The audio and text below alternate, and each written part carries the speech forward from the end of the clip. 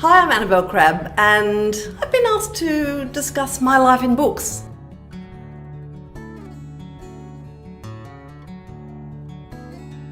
I do heaps of different things in my life, but one of the things that I've been doing for a lot of it is being a woman. And I remember when I first read A Room of One's Own by Virginia Woolf, and it completely made me think differently about men and women and about writing as well.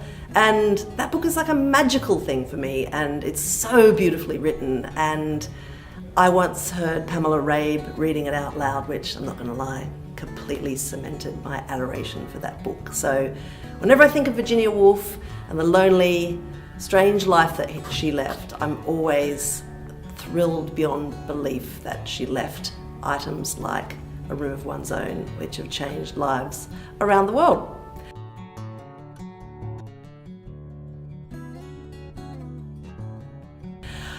I then I fell in love with the writing of Frank Morehouse when I was about 16 or 17, and I read my way through everything that he'd ever written because I grew up in a country town, and he was a man who knew what country towns were like, and all of a sudden I was reading books that sounded like my life.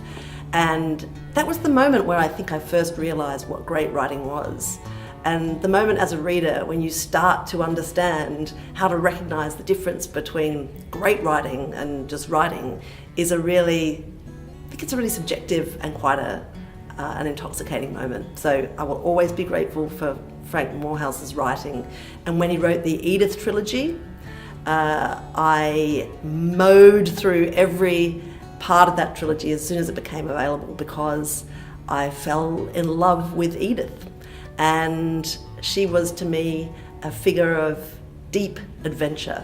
And I've always been attached to her as a literary character.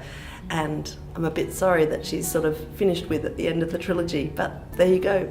It's a trilogy that's over, but it's incredibly engaging and beautiful. So thank you, Frank Morehouse.